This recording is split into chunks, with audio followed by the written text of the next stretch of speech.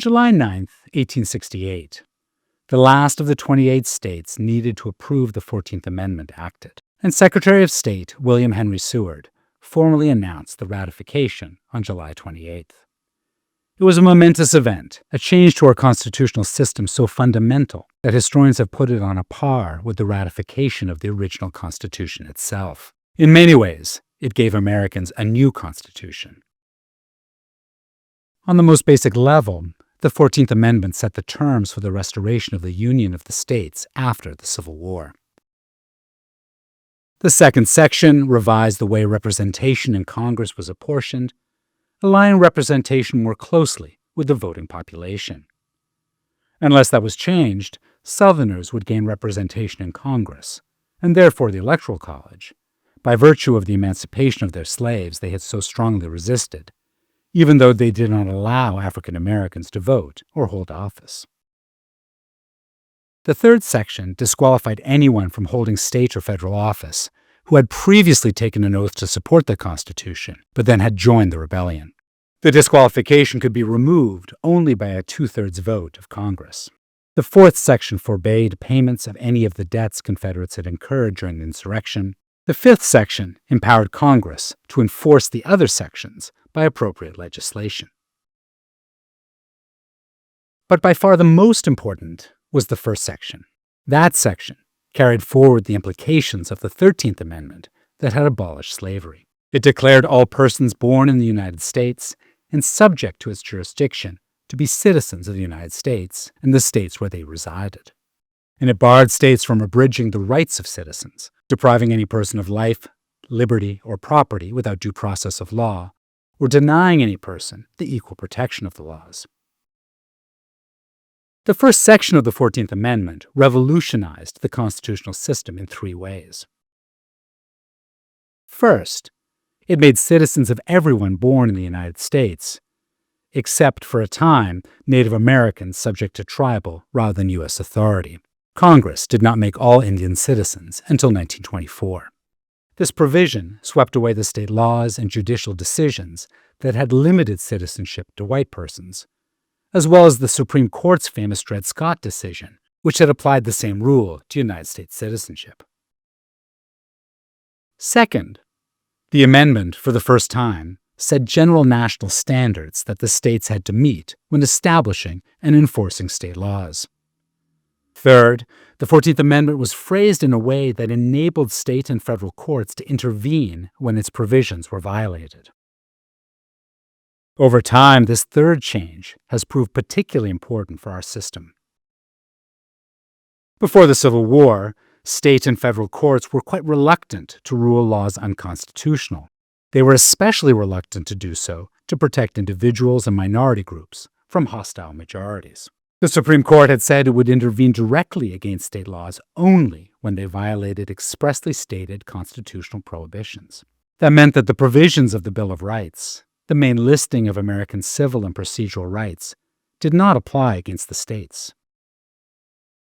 By stating explicitly that, quote, no state shall, end quote, abridge the rights of citizens, deny due process, or deprive persons of equal protection of the law, the 14th Amendment met the Supreme Court's requirement.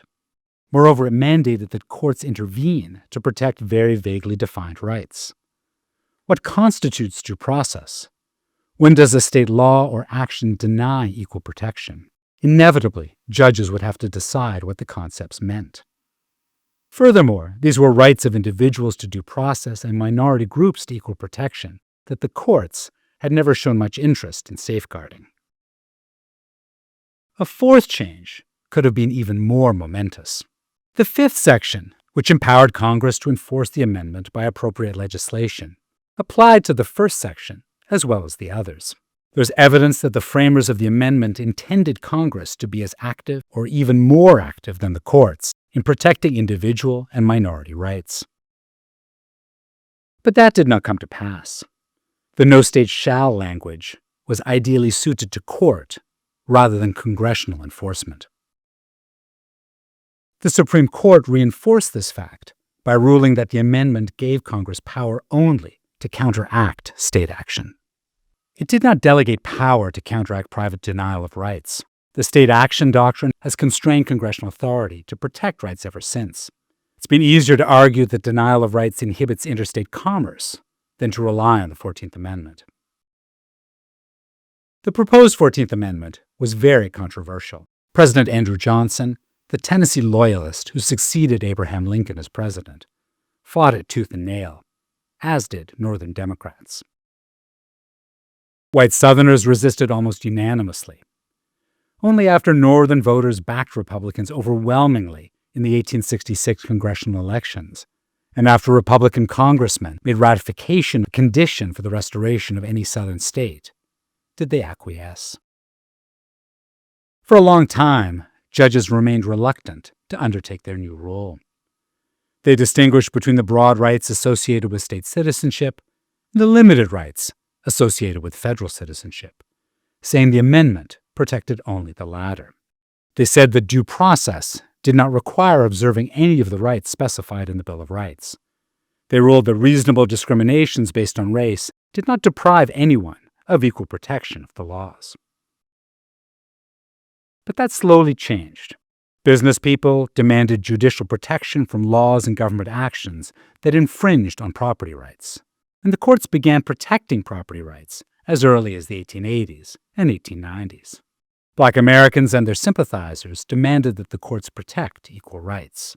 When state and federal laws suppressed criticism of the government during World War I, progressive lawyers and others formed civil liberties organizations to demand freedom of speech and the press.